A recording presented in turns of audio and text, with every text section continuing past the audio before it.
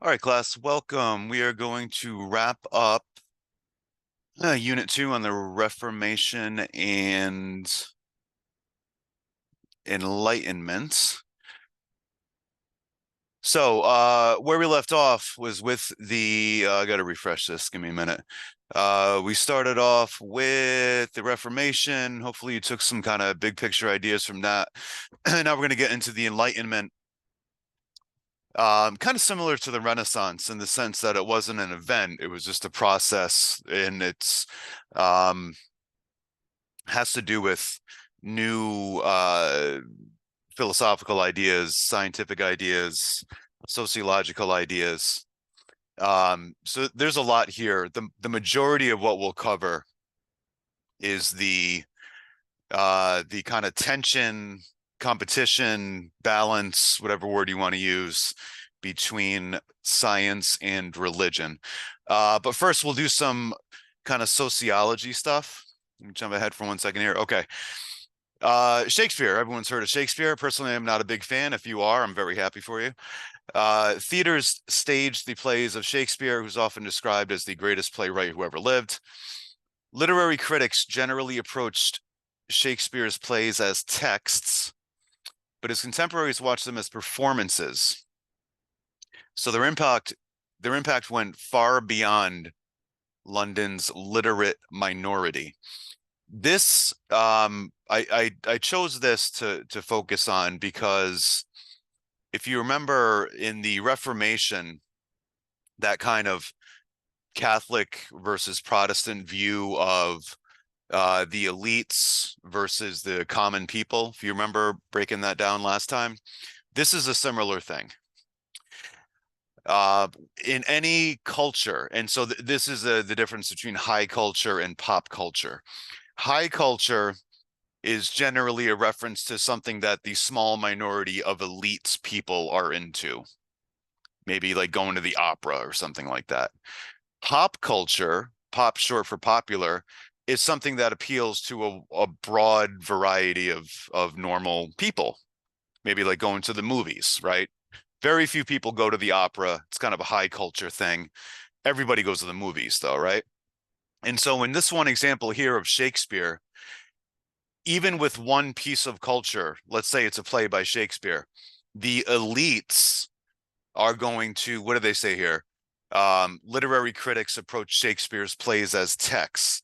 So those are the elites that are going to read the play as a text and, have really highbrow discussions about iambic pentameter and how he uses language and the tempo and the pace and why did he use this word instead of that word, whereas normal people, everyday people like you and I, they don't necessarily approach it that way. They're going to see the play and just have a good time, and they're not necessarily trying to analyze it to death. They're just like, yeah, that was a good story, I laughed, I cried, I liked it, whatever.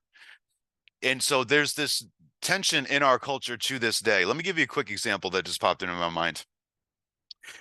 If you're familiar with, there's a couple websites in which people rank movies. And I think so, Rotten Tomatoes and Metacritic. And I believe Rotten Tomatoes, pretty much anybody can give their opinion on the movie. So in other words, if you go to Rotten Tomatoes and you look up a movie and see what rank it gets, like what score out of 100, that's based on normal, everyday, common people like you and I just giving their opinion. But if you go to Metacritic, not just anybody can post their opinions on Metacritic. It's only open to a small group of professional elites movie critics who do this for a living, right?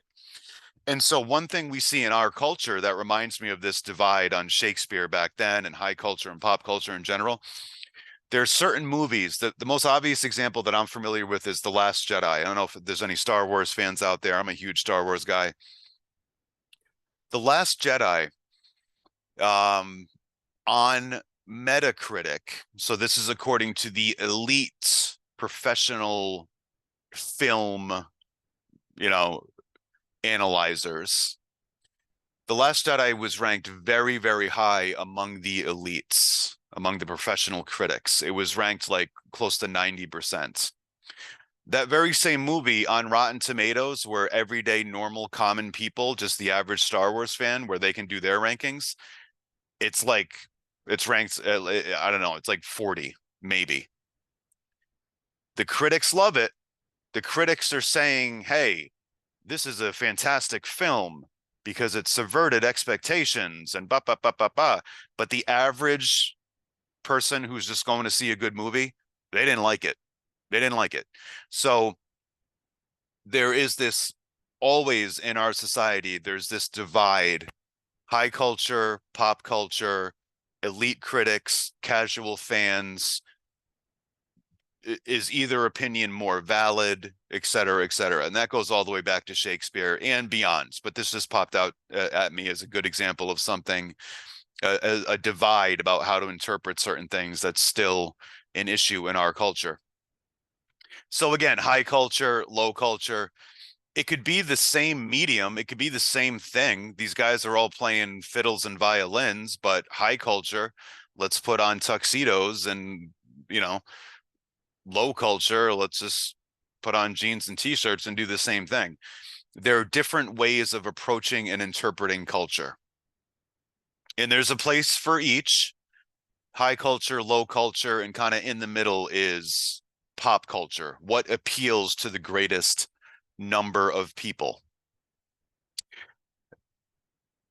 Another ramification of culture is subculture.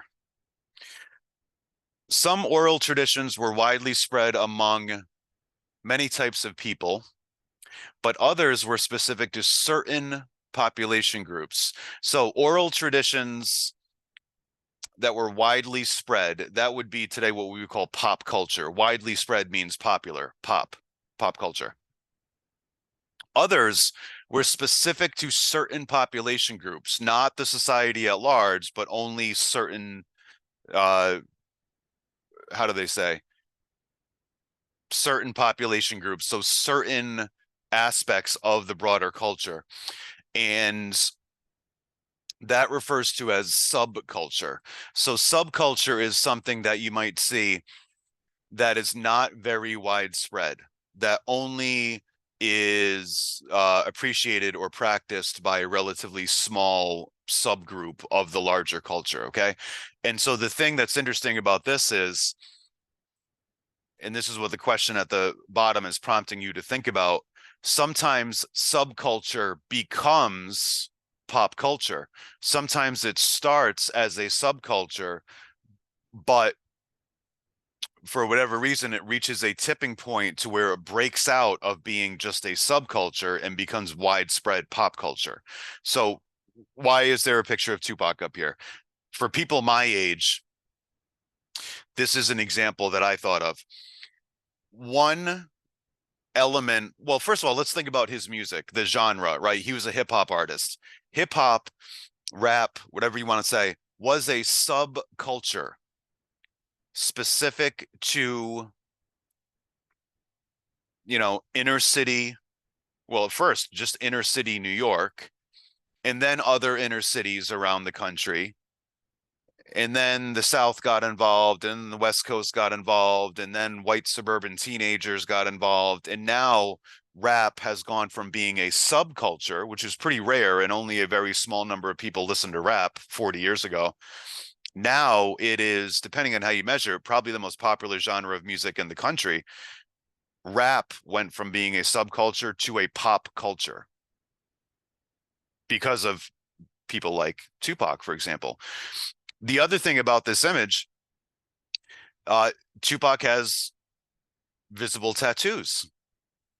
Tattoos for a long time were a subculture.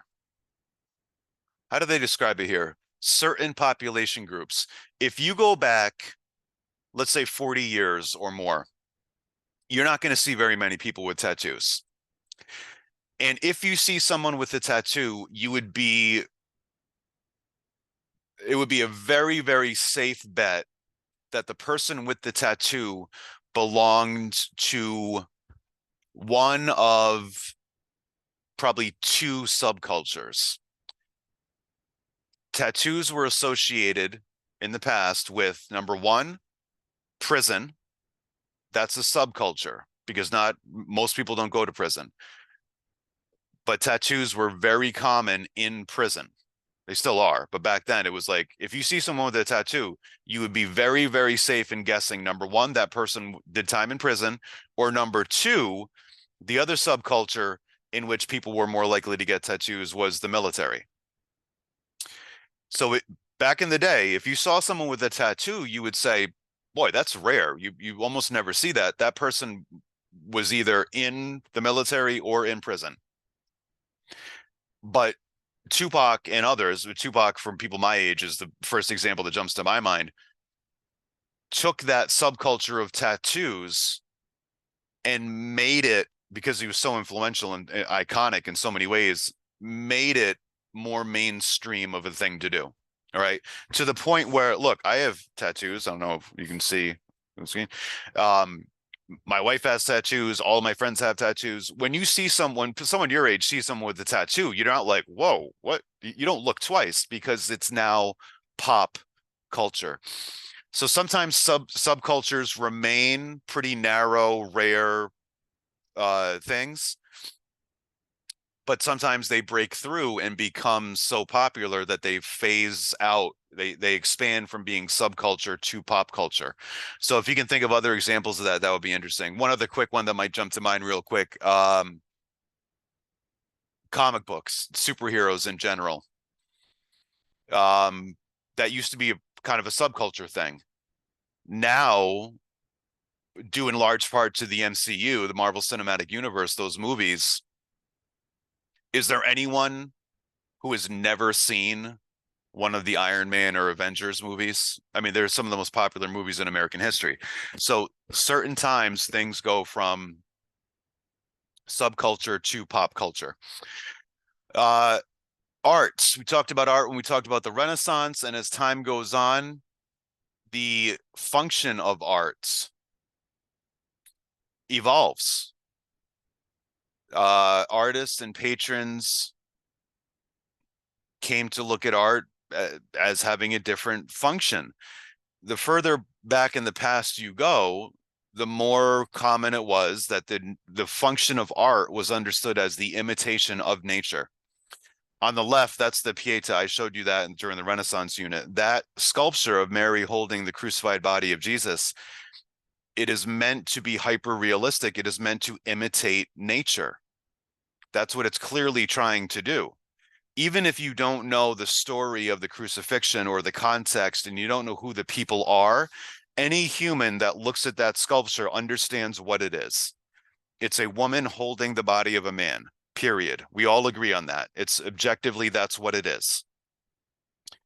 However, as we move into the modern era, we have art and the postmodern era. We'll get to that later in the course. But now the function of art is much more diverse than it was back during the Renaissance, for example. This image on the right, look, the sculpture on the left, if I ask you what is that, you're all going to answer the same thing. It's a woman holding the body of a man. That's what it is. If I ask you what is the image on the right, I don't know. How would you answer that question? If I ask 50 people that question, what is that thing on the right? I'm going to get 50 different answers, not one consensus answer. What is it? I don't know. It's whatever you want it to be. It's in the eye of the beholder. It's, I have no idea what it is. I don't know how to explain what that is. And so this leads to a debate with art. You know, what is art? Does it have to be something that everyone understands what it is, or can it be some abstract thing that is entirely open to interpretation and it means different things to different people? Because increasingly that's what art is. Now, one theory about this, about why that is that since the invention of photography, being able to imitate nature through sculpture or painting or drawing is not as important or valuable a skill as it used to be. You understand? Because now you can imitate nature by simply taking a photograph. So now that makes hyper realistic paintings of people and things. I mean, they're still nice, but they're not as essential as they would have been before photographs, if that makes sense. So that opens up the functionality of art to where it can be anything. It can be totally abstract. Because if you want to make something hyper realistic, that's fine, you can, or you could just take a picture. So the definition of what art is, what is the function of it? That's something that's been evolving throughout the centuries. Following the Reformation, there was centuries of war between Christians in Europe and elsewhere, Catholics versus Protestants, Protestants versus other Protestants based on what kind of Protestant they were. I've told you this before, it bears repeating. Violence within religion is just as common, if not more so, than violence in between different religions. And another reminder of how these things, any type of behavior, any type of tendency or trend, depending on when we're talking about, any civilization could be doing it at any given time. So again, if I ask you what religion is most likely to have violence within the religion, 500 years ago, the answer is Christianity. Today, the answer is Islam. In the Islamic world today, there are serious, sustained waves of violence within the religion. We talked about the Sunni Shia divide earlier. There's different reasons for it. In this gruesome image you see here, this is from a suicide bombing in Pakistan a few years back. Pakistan is more than 99% Muslim. You can guarantee yourself that the bomber was a Muslim and that all of the victims were Muslim. So what was the conflict? I don't know. Could have been a Sunni Shia thing. Could have been something even more kind of nebulous. Sunni, probably Sunni versus Sunni, honestly. Different types of Sunni. Any religion is capable of this type of behavior. What you see in the Islamic world today with, for example, the Syrian civil war or the rivalry between Saudi Arabia and Iran, for example, when you see ISIS killing other Muslims for not being radical enough, things like that, you would have seen very similar things in Europe after the Reformation, just in the context of Christianity rather than Islam. How did that religious violence end in Europe? The founders of the American Republic, we'll get to that in the next unit, avoided the religious violence of Europe by guaranteeing freedom of religion and keeping religion separate from government. We'll get into that in depth in the next unit. This is just kind of a foreshadowing of that. I don't think we need to dwell on this now. We can dive deep into the First Amendment in the next unit and what it means. What does separation of church and state even mean? Because it's not as straightforward as people might think. But the people who founded our republic were, the founding fathers. They were first, second, third generation immigrants from Europe. When people leave their home country, they don't want to. It's traumatic, it's expensive, it's dangerous. Nobody wants to leave their home country. They have a reason of making such an extreme step. What were Europeans fleeing, coming to the Americas to get away from? Religious violence. And when you flee something to come to a new country, you want to make sure that that problem that you're fleeing doesn't follow you to your new country, because then what was the point, right?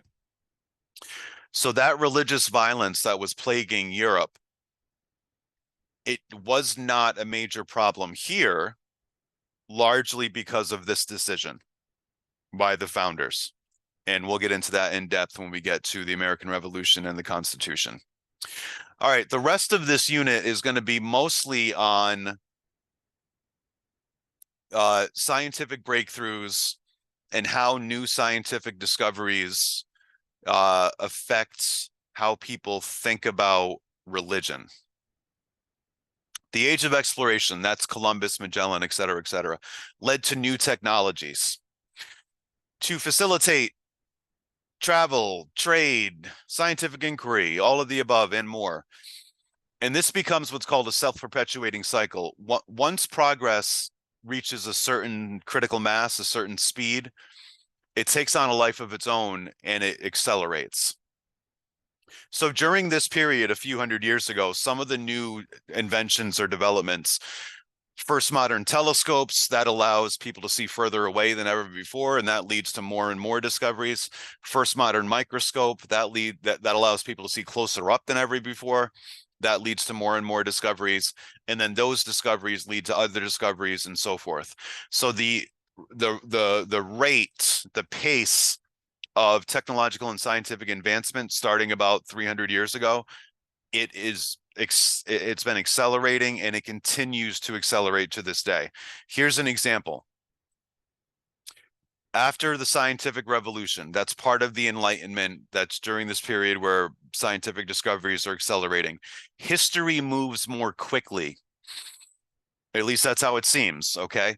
So, for example, progress used to be, generally speaking, pretty slow. If you lived in a little village in France in the year 200, your life, your day-to-day life would be pretty much the same as someone who lives in your little village in France 1,000 years later. You understand? Not that much changes. Progress, history, change, those things tended to be very, very, very, very slow. All right, you could flash forward 1,000 years on any random place in the earth, and the day-to-day life of the people there is not going to be that much different. However, in our experience, and you know this even if you never thought about it, things change rapidly, and that starts during this period that we're covering here. Here's an example from the 20th century. The first powered flight, the Wright brothers, you see pictured on the left, they flew a plane, very primitive by our standards, canvas, balsa wood, little moped engine strapped to it, basically. It was the first powered flight. They flew a couple 100 feet over a beach. It took all of human history to figure out how to fly a couple 100 feet. You with me? It took all of human history to figure out how to fly a couple 100 feet. The amount of time that elapsed between that first flight and the first moon landing, and the moon landing does not mean flying a couple 100 feet, it means flying 500,000 miles round trip through the vacuum of outer space, landing on another world, taking off from that other world, and safely re-entering the atmosphere of the Earth. It is 1,000,000,000 times more complex than flying a couple 100 feet over a beach, okay? The amount of time that elapsed between these two events pictured here was 66 years. There were people who remember, let's say, hearing about the Wright brothers when they were kids. Maybe they were 10 years old. And it's so exciting, right? They hear about in the newspaper, they hear about, wow, people can fly. That's amazing. USA. Americans figured out how to fly. It's crazy. Imagine you hear that story when you're 10 years old. It's the first time any human had flown. And then when you are 76, you know, your grandparents' age or something, people are walking on the moon in less than one human lifetime, 66 years. If change and progress and technological development, etc., happened at a constant pace, and it took all of human history to figure out how to fly a couple 100 feet, Do you know how long it should have taken to figure out how to walk on the moon on that speed, on that scale?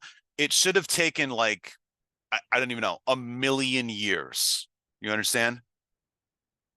If things kept at the pace they had been going. It takes all of human history to fly a couple 100 feet and then snap your fingers and all of a sudden we're walking on the moon. That's crazy. That's nuts.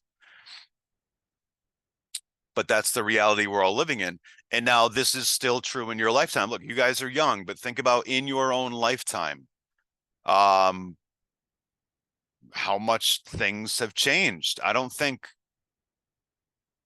the first smartphones existed when you were born. And now look at the technology you have in the palm of your hands. And by the time you're 80 years old, we don't even know, right? With AI, you know, who knows? Who knows? History moves more quickly. In the course of a single human lifetime, the world changes more than it, you know, in a way that previously would have taken 1,000 years. You understand? The philosophical question that people started thinking about was, does our morality evolve as quickly as our technology? Does our self-control, does our wisdom, does our compassion evolve with our technology? Or are we basically still lizard brain, fight or flight animals, essentially, but now we have nuclear weapons? That's the philosophical question. One of the breakthroughs at the time, the Copernican hypothesis. Copernicus was an astronomer, and he came up with the heliocentric model of the universe. Helio means sun. That replaced the geocentric model. Geo means Earth. So geocentric, Earth in the center, that's what's pictured above. The Earth is in the center and the sun revolves around the Earth.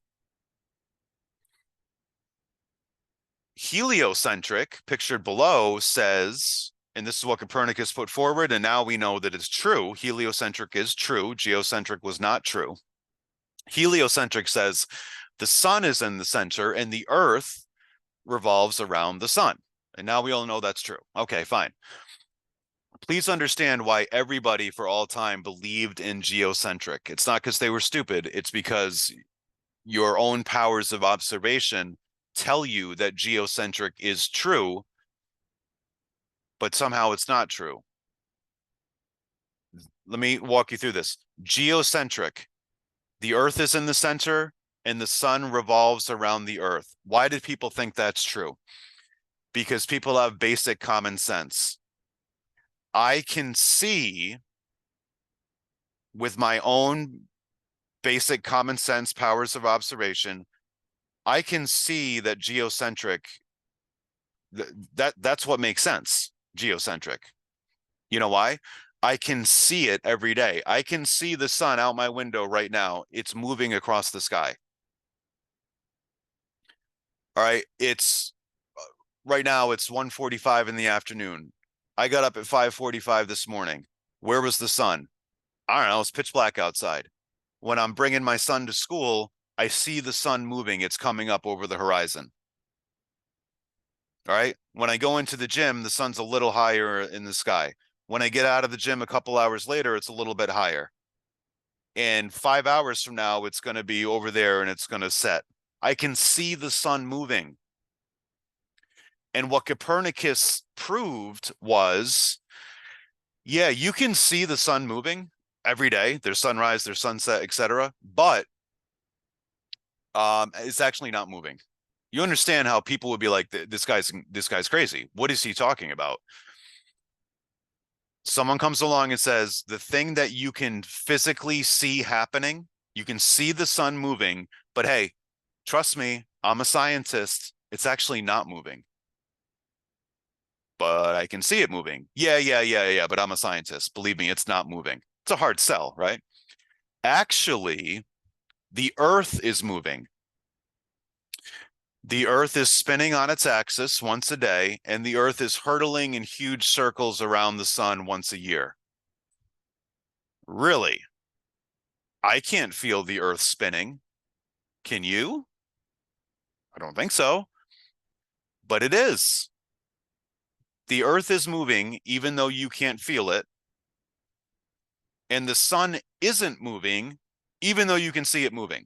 You understand? That's weird, right? Life is strange that way. So people were resistant, like they didn't believe it. This didn't make sense.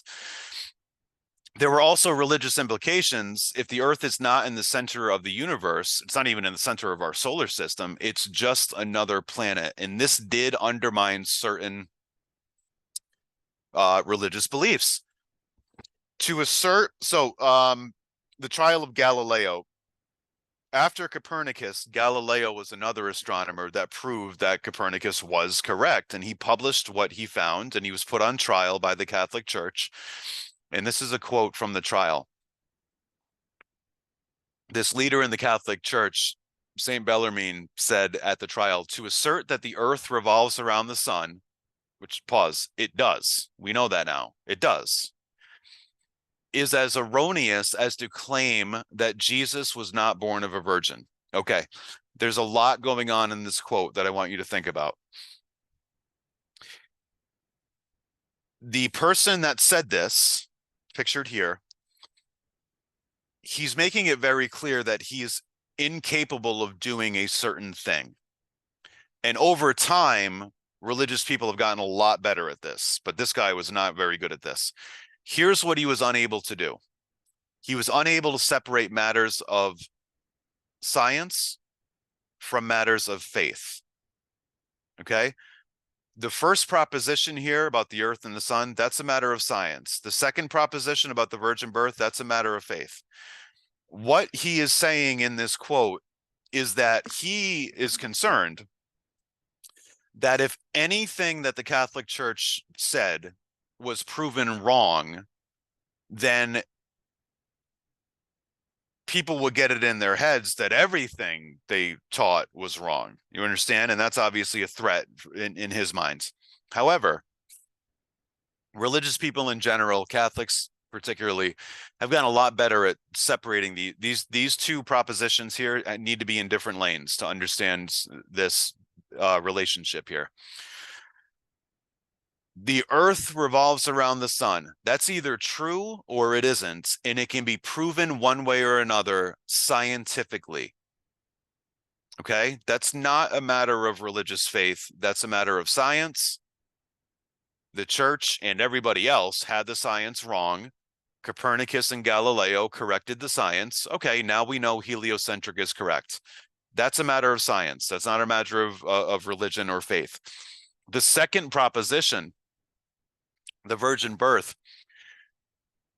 that, how do I say this? You may think that the idea of the virgin birth or of the resurrection of Jesus, you may think that those beliefs are ridiculous fairy tales that only idiots would believe in. Fine. No problem. Here's the thing. You cannot scientifically disprove the virgin birth or the resurrection or turning water into wine or feeding 5,000 people with 2 fish. You can't disprove any of that stuff. You can't disprove the virgin birth.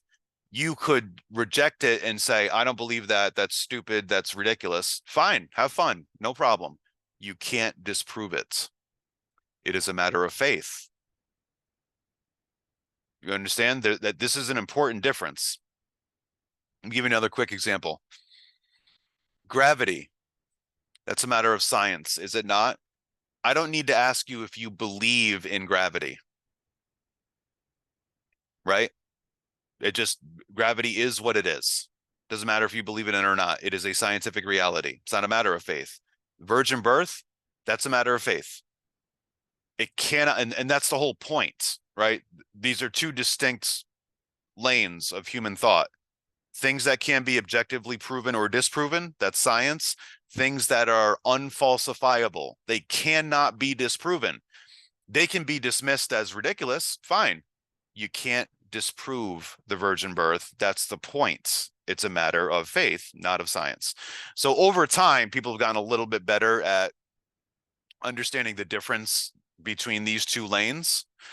At the time, not so much. So the modern back and forth between science and religion, and what role do each play, and do you need to pick one, and is one more important than the other? Do they cancel each other out? All that stuff. This was a very common meme that was floating around shortly after 9/11. And this is a pretty common point of view among a lot of people in the West, maybe some of you. Science will fly you to the moon, religion will fly you into a building. Okay. Was the moon landing a scientific enterprise? Yes. Yes, it was. We did not pray our way to the moon. Was the hijacker of this plane, which was intentionally flown into the World Trade Center, was he motivated by his religious belief? Yes, 100%. Is this, so there's nothing inaccurate about these images or about the framing. However, is it a biased perspective at work here? Yes, it is. And that's fine. We all have biases. We all have points of view, no problem. But I want you to understand whether you agree with this, disagree, is it too much? Is it fair? Is it dead on? Is it based? Is it ridiculous? Whatever, that's up to you. But I want you to understand what the person who put this together, what they're trying to imply. Science leads to progress and amazing accomplishments, like flying to the moon. Awesome. Religion leads people to do murderous, destructive things for no good reason. Okay. Are those two propositions true? Sometimes, 100%. Does science lead to incredible things sometimes? Oh, yeah. Does religious belief lead to terrible behavior sometimes? Oh, yeah, sure. Is it that simple? What else does religion lead to? The greatest acts of charity in human history. The huge majority of hospitals, schools, orphanages, help for the hungry, help for the homeless. The huge majority of those institutions are religiously motivated. Seems like an important point. Not all religious people are flying planes into the World Trade Center, thankfully. The huge majority of them are using their religious beliefs to try to give and to try to help vulnerable people. St. Jude's Children's Research Hospital. This is an interesting hybrid of these two lanes, science and religion, that I think it's important for you to consider. This is a Catholic hospital, right, funded by the Catholic Church, which is funded by people who go to Mass and donate money. St. Jude's Children's Research Hospital, over the last, I don't know, 40 years maybe, has exponentially increased the survival rates for what they specialize in, which is childhood cancer. St. Jude's Children's Research Hospital has saved the lives of tens of thousands, maybe hundreds of thousands of children who before that would have died of cancer. I don't care what you think about religion, it's none of my business, but I think we're all on team, we don't want kids dying of cancer. Right? Okay. That is an objectively good thing. Here's what's interesting to consider about the interplay between science and religion. It is a religiously funded, driven institution that saves kids from dying of cancer. What methodology, what techniques do they use to save the lives of these children? They don't pray the cancer away. They use science. They are religiously motivated to use science to save the lives of children. So the people at St. Jude's obviously don't think science and religion are enemies or they cancel each other out. They think science and religion go hand in hand, and that's what they spend their lives doing, using their religious faith to use science to do good in the world. So that's an interesting example of sometimes these things, science and religion, can complement each other. What else can science do? So let me go back to this because I want to make a point and a counterpoint. Can science do amazing things? Yes. Can religion do terrible things? Yes. Can religion do amazing things? Yes. Can science do terrible things? Yes. How did people figure out how to destroy an entire city in a quarter of a second? That wasn't a religious project, that was a scientific project. So history is full of examples of people using science for good or for bad, using religion for good or for bad. Isaac Newton discovered the law of universal gravitation. Why is it important?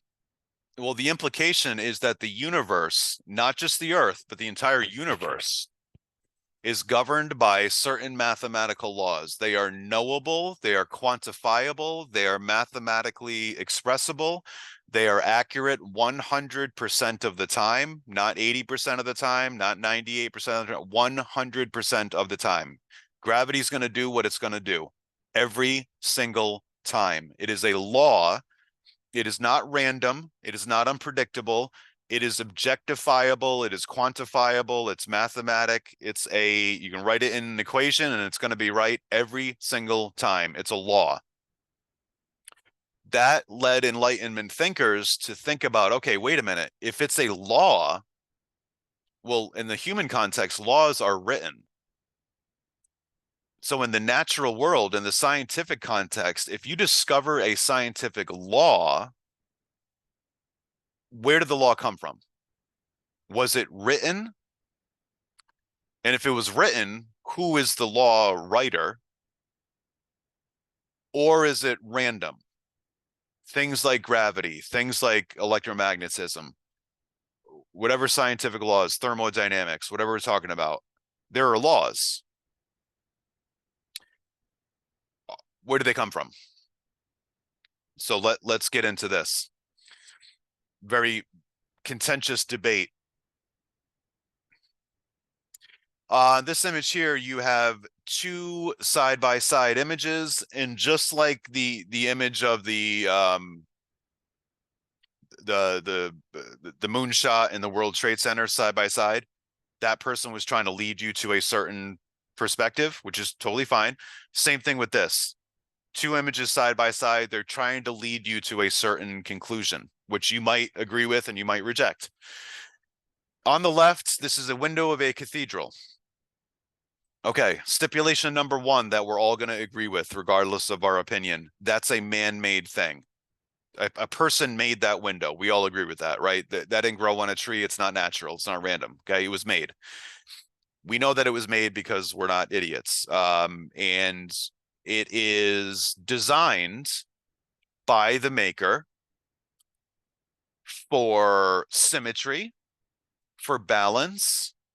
The color scheme is not random. The shapes are not random. The layout is not random. It is obviously designed by someone with intentionality who wanted it to look like what it looks like. Okay.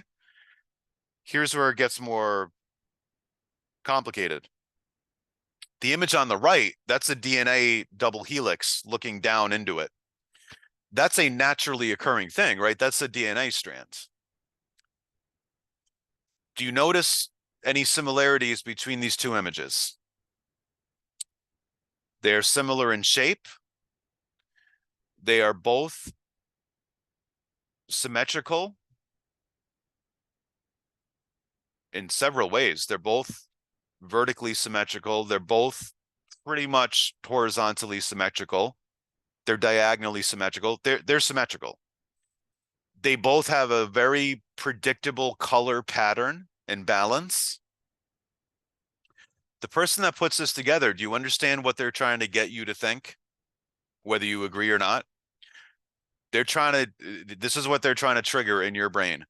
If we all know that the one on the left was designed by an intelligent creator and the one on the right looks very similar to the one on the left, is it possible that the one on the right was also designed by an intelligent creator, right? That's the thought they're trying to get you to trigger in your mind. So as scientific discoveries and progress and knowledge advance every day, literally, the question becomes, the more we learn about science, does that disprove traditional religious belief, or does it reinforce traditional religious belief? Because nobody, religious, atheist, in between, nobody 100 years ago even knew DNA existed or what it was or what it looked like. Now we know those things. So when you see DNA, which you can only see because of these amazing scientific instruments that we now have, and it looks symmetrical, it looks like a work of art, what does that tell you? Is it random, or was it designed just like that window was designed? So here's a ridiculous thought exercise. I'm always curious to know, whenever this comes up in any course I teach, whether people are familiar with this thought exercise. Random mutation versus intelligent design. How do we explain the complexity of the universe? The more we learn because of science, how do we explain what we're looking at, what we're finding out about the universe? Is it random? Is that DNA strand that you saw in the previous image with the symmetry and the balance and the color scheme and everything's laid out, it looks designed? Well, is that random? Now, the scientific, secular, materialistic, non-religious view would generally say, yes, the universe that we live in and that we observe is random. The more traditional religious point of view would say, no, it's intelligently designed. Something as complex as the DNA helix looking like this, that can't be random. Come on, that's clearly designed. That would be the religious view. So here's a thought exercise. This is an image from the Simpsons back in the day, several decades ago. The Simpsons was actually funny, believe it or not. And you got a room full of monkeys sitting at typewriters. Today it would be computers. Same idea. Here's the thought experiment. If you take a room full of monkeys, maybe 100 monkeys, maybe 1,000,000 monkeys, and you put them in front of a computer, and you have them randomly typing, randomly mashing the keys, because they're monkeys, right? So it would be random. They're just bop, bop, bop, bop. They don't know what they're doing, right?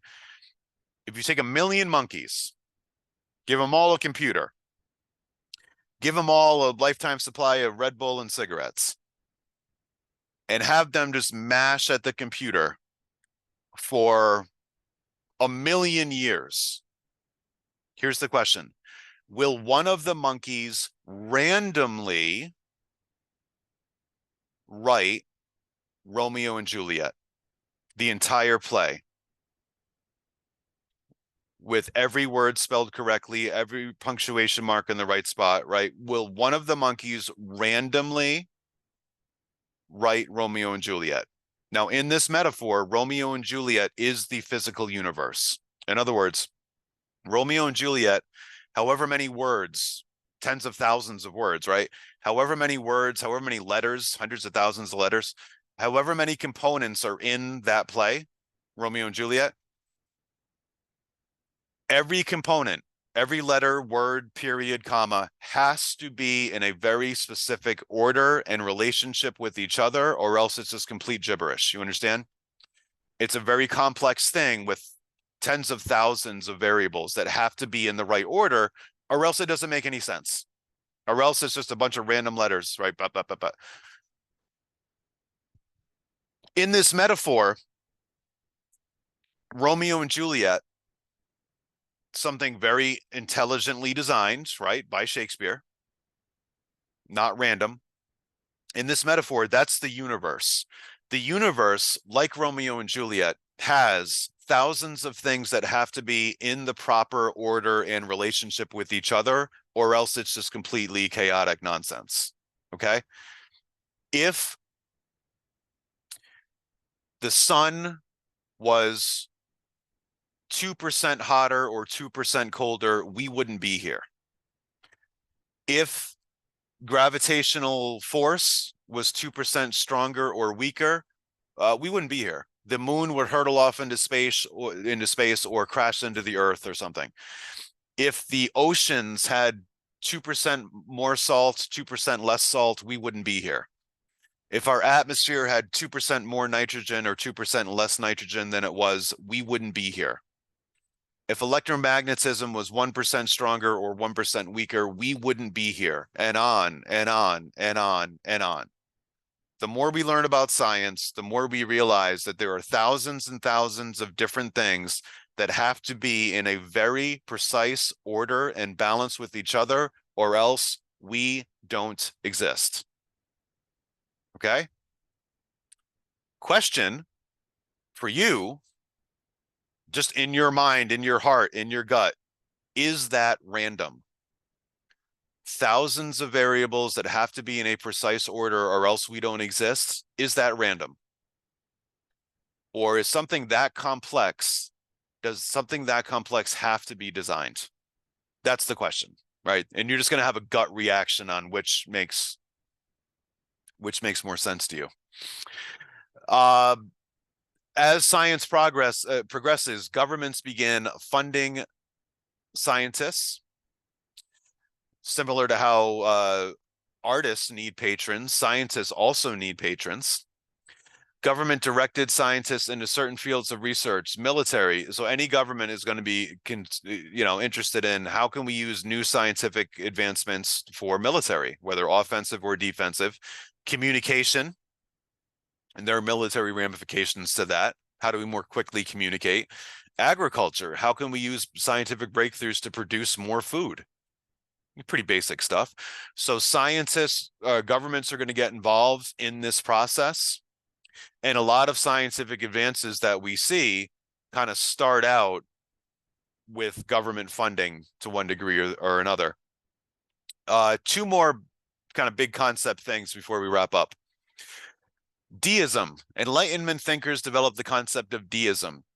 As scientific breakthroughs led some people to question traditional religious beliefs, some people responded by developing this idea called deism.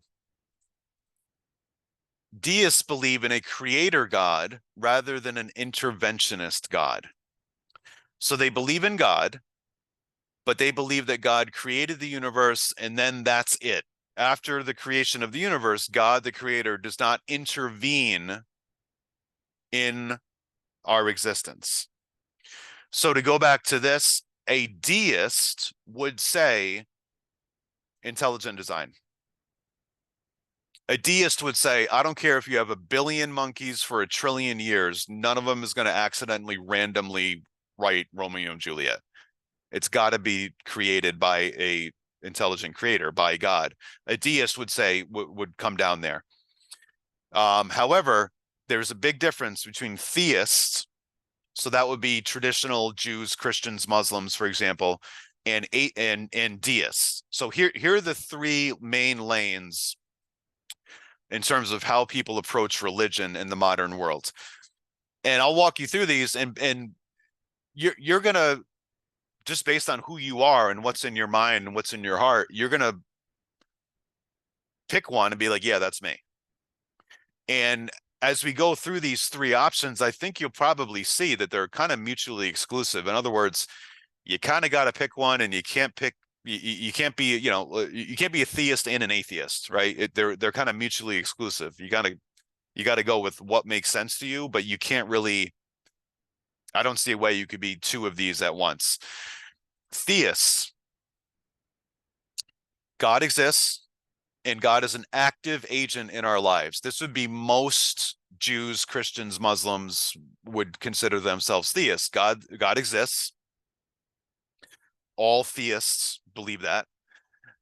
And specifically, God exists as an active agent. God can intervene in human events. You can have a personal relationship with God. Prayer has functionality, things like that. Deists, this is kind of the middle ground, the bridge between theism and atheism. Deists believe God is the watchmaker. So let me explain what that meant. At the time this idea emerged, 300-ish, 400 years ago, have you ever seen a pocket watch? I actually had one. I should have bought it, and it's in the other room. Pocket watch, like a little wind-up watch, or like an old grandfather clock. Any old clock, if you flip the clock around and look into the machinery of the clock, they're very complex machines, right? There's tiny gears and they interlock with each other, and there's different little pieces that fit together and operate together in a very delicate, precise way, or else the machine doesn't work.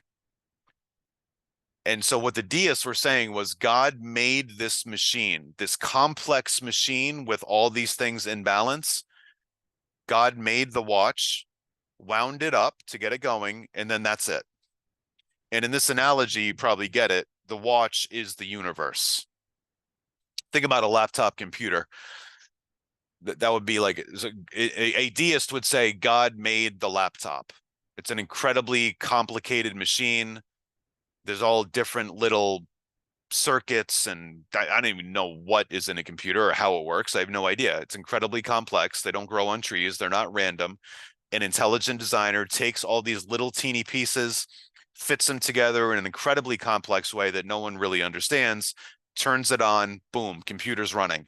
But that's it. God does not intervene in our day-to-day life. That's the deist approach.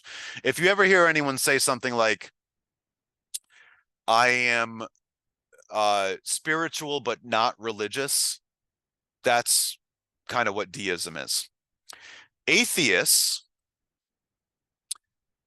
very, very straightforward. There is no God. Okay, so boom, that means, so if you're an atheist, you're not a theist or a deist. The theists and the deists agree that there is a God. They just disagree on the nature of God. Is God active, present, or is it this distant thing that just turned on the switch, billions of years ago, and then that's it? The atheists are like, no, no, no, no, no, no, no, no God. Very straightforward, very simple.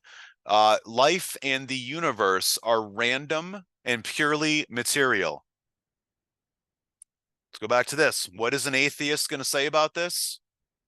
Well, yeah, by definition, one of the monkeys eventually will write Romeo and Juliet. If that's the metaphor for why our universe exists, yeah, it was random. It was material because there is no God. And here we are. It's random that we're here, but there's no larger rhyme or reason to it. Don't overthink it. Life is random and material. That's the atheist point of view. It's very straightforward. Atheism has a very direct answer for any question you could possibly ask, and it's very coherent in that sense. The answer to a lot of questions you would pose to an atheist is there is no answer. There's no reason, or there's no method to the madness. It's random and purely material. It's very internally coherent. It's very easy to understand the atheist worldview.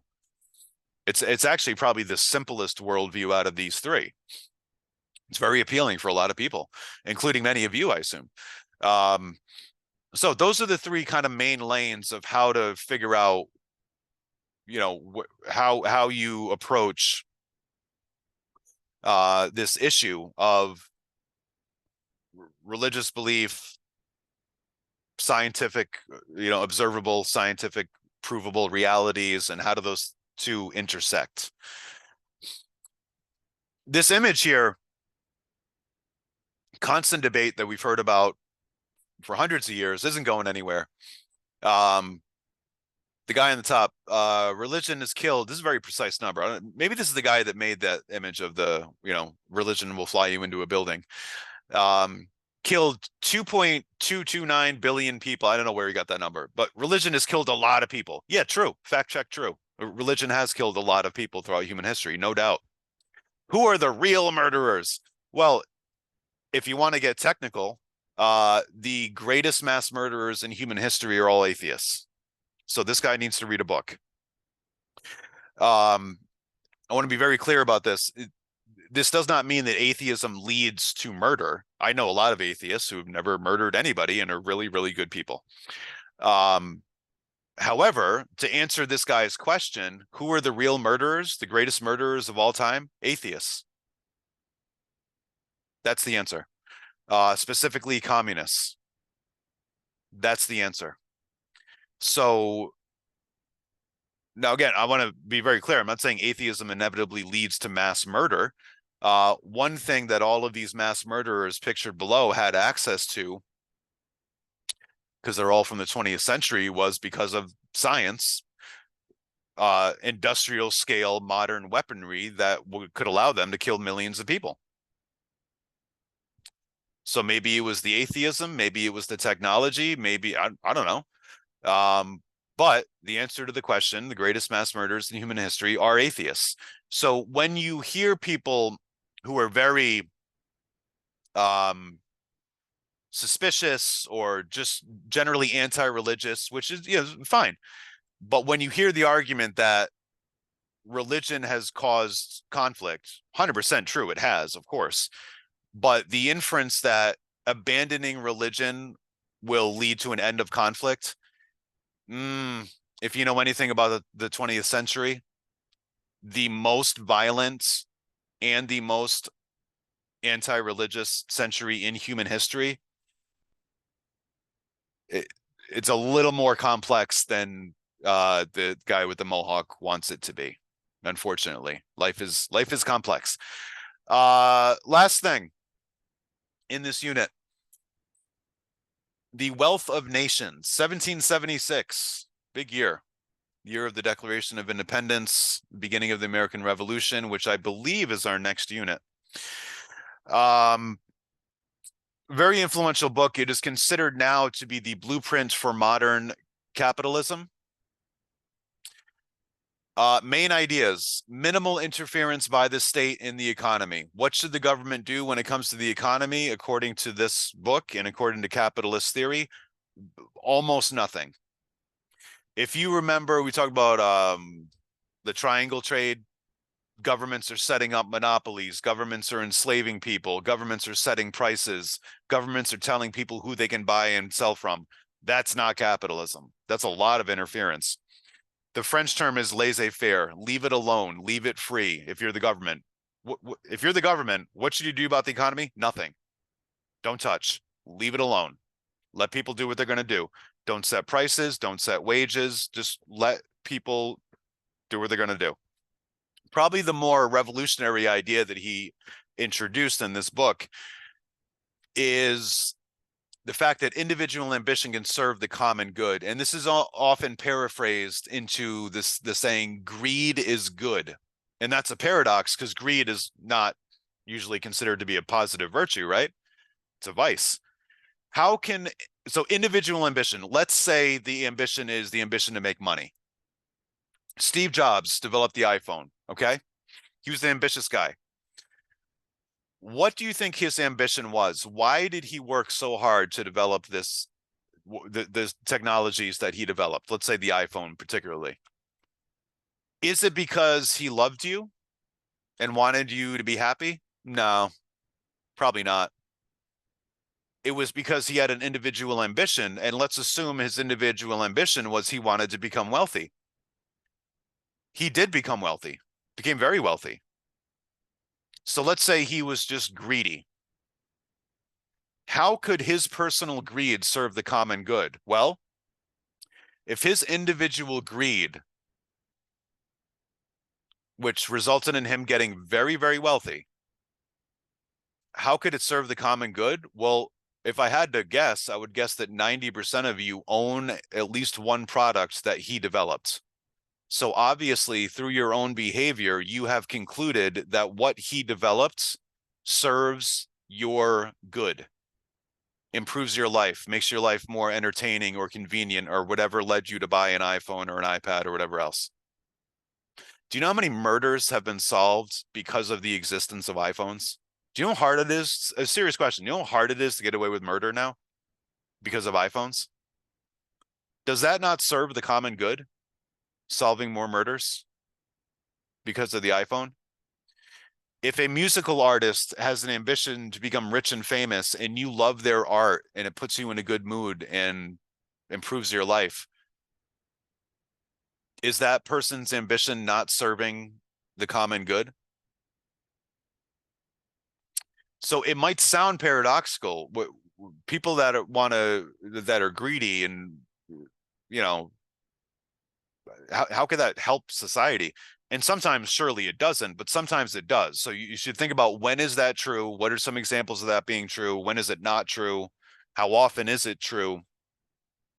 But this is like the theological framework for capitalism, is that we all have we all have ambitions. Okay.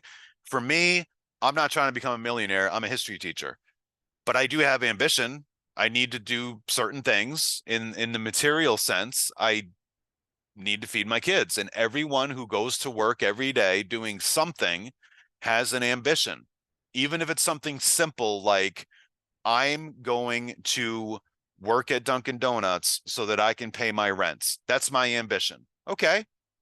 That serves the common good, because when random people go through that drive-through trying to get their bagel, they're going to get it. So that, again, it's not always true, certainly. How often is that true? That's something for you to think through. All right, so that is it for that unit. The next unit is, I want to say, let me pause and figure this out while I have you. Yeah, Age of Revolution. So the next unit is, there's going to be a lot there. That's why 1776 is an interesting segue from that book, because the next thing we're going to get to is the American Revolution. All right, I will see you next time.